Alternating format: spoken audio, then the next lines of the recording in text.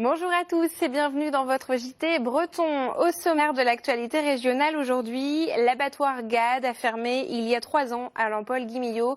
Pour 1 €, la communauté de communes du pays de Landivisiau pourrait se porter acquéreur. Ce week-end, à Noyal-Pontivy se déroulait la seconde édition de la fête du jeu et les consoles n'ont qu'à bien se tenir. Opération Solidarité à la Feuillée ce samedi. Gino a retrouvé un nouveau quad. Retour sur cette histoire dans un instant. C'est lundi, c'est donc du sport et on retrouve Ludovic Jean pour le duplex. Bonjour Ludovic, quel est le programme ? Bonjour Julie, football, boxe française, voile et basket, voilà les thèmes qui seront abordés aujourd'hui. Eh bien à tout de suite Ludovic, bienvenue à tous dans cette édition du lundi 10 octobre 2016.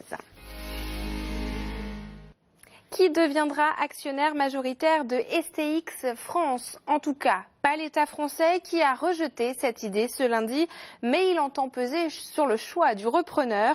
Les chantiers navals de Saint-Nazaire ont été placés en redressement judiciaire au mois de septembre. Parmi les candidats à la reprise, l'entreprise italienne Fincantieri ou encore la néerlandaise Damen. Cette dernière est déjà installée au port de Brest. À noter que 2600 personnes travaillent sur le chantier naval de Saint-Nazaire. 12 800 personnes selon la police, 40 000 selon les zadistes. Une nouvelle fois, personne n'est d'accord sur les chiffres.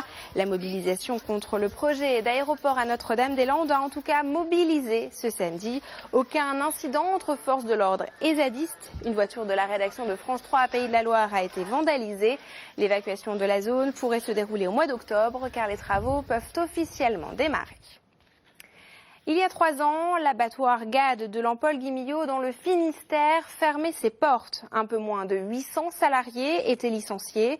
3 ans après, le site pourrait être cédé à la communauté de communes du pays de Landivisiau. Les explications de Frédéric Lorenzon. C'était il y a 3 ans, jour pour jour. Les 770 salariés de GAD vivaient les dernières heures de l'abattoir de Lampol-Guimillot. 3 ans plus tard, un parking désert et l'usine de la SECAB est en sommeil depuis 3 ans. On se trouve devant ce qu'on peut appeler une friche industrielle. Alors, ce qui pourra s'envisager si SECAB Dossi veut bien restituer ce site pour, on va dire, l'euro symbolique, c'est d'une part une destruction de bâtiments les plus proches du village, qui eux n'ont, c'est vrai, pas beaucoup d'utilité, mais d'autre part aussi, et on l'espère beaucoup, une réindustrialisation de la partie basse. Il faut reconvertir les 19 hectares. Près de 10 hectares ont été rachetés par la société voisine. Par l'intermédiaire de l'État, la communauté de communes de Landivisiau pourrait acquérir le reste. Il ne serait pas possible pour la communauté de communes seule d'acquérir le site et de le transformer. Pour récupérer simplement les premiers 4,5 hectares pour remettre le terrain nu, démolition des bâtiments, désavantages, dépollution, c'est une évaluation de 4 200 000 €. Évidemment que la communauté de communes n'a pas les moyens de faire ces travaux. La réunion que nous avons eue samedi dernier, c'est l'aboutissement de plusieurs réunions et c'est vraiment une étape importante. Si l'État s'investit autant, c'est que les élus bretons ont insisté auprès du ministre de l'économie. Moi, à Bercy, je peux vous dire que Michel Sapin, il me connaît, donc il sait, chaque fois il me dit « GAD, on s'en occupe ». Et puis finalement, ça a joué. Désormais, il faut attendre que le groupe Dossi cède le terrain. Pour 1 € symbolique, les bâtiments les plus proches du bourg seraient alors rasés et laisseraient place à des logements. En partie basse du site, les entreprises pourraient alors s'installer et utiliser les entrepôts. Dans le Morbihan, la commune de Noyal-Pontivy a joué ce week-end pour la seconde édition du Festival du jeu. L'ambition était de faire découvrir des jeux originaux et aussi, pourquoi pas, de permettre aux jeunes de décrocher des écrans. Fanny Cocognier s'est lancée dans la partie. Des ados et des adultes réunis autour d'un jeu de société, des parties qui s'enchaînent autour de plateaux méconnus. Le festival du jeu de Noyal-Pontivy se veut un moment de découverte et d'échange. Les familles sont présentes, les ados, eux, se font plus rares autour des jeux de société. En général, la tranche principale de clientèle pour ce type de jeu, ça va être du 18-25, 18-30, dans ces environs. Tout ce qui est entre 12 et 18 ans, ils ont tendance plutôt à aller sur le jeu vidéo. et à revenir plus tard après sur le jeu de plateau. Au sous-sol du complexe Artus, les ados se dirigent naturellement vers les jeux vidéo, mais pas question de les y laisser des heures. Aujourd'hui, le but du jeu, c'est de les attirer vers les écrans pour les rediriger vers les jeux de société, les jeux de cartes. Ouais. Lâcher l'écran et jouer un petit peu autour d'une table tous ensemble. C'est un peu plus vide là, c'est parce que j'en ai envoyé plein là-haut, je suis assez ravi. Et là-haut, les enfants restent tiraillés. Qu'est-ce que tu préfères? La tablette. J'aime les deux en fait. Des fois, j'aime bien être sur un jeu vidéo, mais à certains moments, je préfère décrocher un peu et aller plutôt sur des jeux plus calmes. Les créateurs de jeux de société ont trouvé la parade. Pour eux, il n'est plus question de faire abstraction de ces nouvelles formes de jeu. Le jeu de société commence à s'adapter à utiliser les armes de son ennemi, puisqu'on a de plus en plus de jeux qui se développent avec les nouvelles technologies. Donc on a des jeux de société avec des applications smartphone, avec des applications tablettes.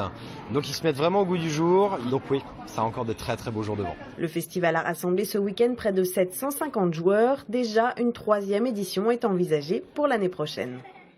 Solidarité à présent dans le Finistère avec cette belle opération ce week-end à la Feuillée. Gino, handicapé moteur, s'est fait voler son quad il y a quelques jours. Pour lui permettre de retrouver sa mobilité, les habitants se sont mobilisés. Reportage de Brice Gourenec. C'est fin août que Gino s'est fait voler son quad dans le bourg de la Feuillée, une petite commune tranquille des Monts d'Arrée. Mais Gino est handicapé de naissance et ce quad était son seul moyen de locomotion. Et pour lui, ce n'est pas un simple vol, c'est toute une autonomie qui est remise en question. Je ne peux pas conduire n'importe quel véhicule et pour retrouver mon autonomie, je n'avais qu'un quad. Dès lors, c'est un véritable mouvement de solidarité qui s'est mis en marche dans la commune. Avec une seule idée en tête, récolter les 3 000 € nécessaires à l'achat d'un nouveau véhicule, synonyme de liberté pour Gino. Pendant un mois, j'ai commencé le premier à créer une boîte à dons en carton que j'ai peinte et tout ça. Et puis c'est parti de là, une deuxième boîte à dons, une troisième, une quatrième. Et après, il y a plein de gens qui ont pris l'initiative de faire des boîtes à dons, de les remplir surtout. À l'initiative de David, un collectif s'est fondé, puis une association, jusqu'à cette journée de samedi, placée sous le signe de la solidarité. L'énergie positive, elle baigne là, tout le monde est bien lié, il n'y a pas de problème pour ça. Ouais. J'ai beaucoup d'émotions parce que toute une région se soulève pour m'aider, c'est impressionnant et très émouvant et j'en suis très content.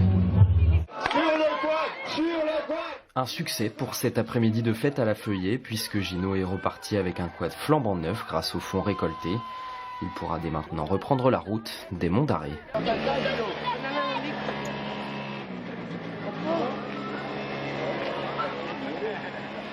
Et c'est l'heure du point sur l'actualité sportive avec Ludovic Jean. Alors Ludovic, il y avait une belle affiche de football samedi soir à Brest. Anciens joueurs de l'équipe de France et anciens Brestois étaient réunis pour la bonne cause. Oui, en effet, une soirée de gala samedi soir au stade Francis Leblé. Plus de 4000 spectateurs sont venus assister à cette rencontre pour laquelle on retrouvait notamment les champions du monde 98, Stéphane Guivarch, Christian Carambeu, mais également Claude Makélélé, Corentin Martins. L'événement était organisé à l'initiative de l'ancien président du stade brestois, Michel Gestin, au profit de son association MJ pour l'enfance. Et les fonds récoltés permettront d'aider à la construction d'une maternité et d'un dispensaire au Bénin. On parle boxe française avec un Lorientais sacré champion d'Europe ce week-end à domicile. Et oui, Alan Bérou est devenu champion d'Europe des moins de 65 kilos lors d'une grande soirée de boxe française. C'était au Palais des Sports de Lorient. Le jeune boxeur de 22 ans a livré un combat d'une grande intensité face au Croate Luka Leskovic. Il a été désigné vainqueur à l'unanimité des juges au terme des 5 rounds. Et sachez que les images de ce combat et toutes les réactions, c'est ce soir dans une émission spéciale de Multisport sur les antennes de TBO et TB Sud à 22h15 et 23h15. Alors une info voile maintenant Ludovic avec la présence à Brest ce lundi du voilier Hugo Boss. Et oui, le 60 pieds IMOCA du skipper gallois Alex Thompson était en escale ce lundi à Brest. Il rejoindra les Sables d'Olonne dès demain à 27 jours du départ du Vendée Globe. Le Tour du monde à la voile en solitaire et en escale dont le départ sera donné le dimanche 6 novembre. Il ne vous reste donc plus que quelques heures pour aller admirer ce magnifique bateau, l'un des favoris pour le Vendée Globe 2016. Et à noter, Ludovic, ce mardi 11 octobre, un direct de basketball à suivre sur les chaînes bretonnes. Le CEP Lorient reçoit l'Aurore de Vitré au Palais des Sports de Kervaric. C'est à vivre à 19h55 sur TBO, TV Sud et TVR. Merci beaucoup, Ludovic, pour ces explications sportives. On vous retrouve bientôt. Les vendanges à Quimper et Lambert Wilson, 2 sujets à découvrir dans le Tour de Bretagne en 60 secondes, préparé par Benjamin Bréant. Plusieurs milliers de personnes ont participé de mercredi à dimanche à Saint-Brieuc au festival Banc Public. Objectif, se réapproprier l'espace urbain dans un esprit festif et collaboratif. Carton plein. Week-end de vendange à Quimper sur les côtes du Braden. Quelques 700 bouteilles sont espérées, à boire avec modération bien sûr. Et même d'ailleurs, si l'on en croit certains amateurs, avec beaucoup de modération. Incroyable découverte en matière d'anthropologie ce week-end. Une peuplade d'hominidés haut d'une vingtaine de centimètres qui joue avec un ballon de volley. Magnifique. Ah non, on me dit dans l'oreillette qu'il s'agit d'habitants de Guipava pratiquant un sport méconnu, le kinball. Eh ben, magnifique quand même.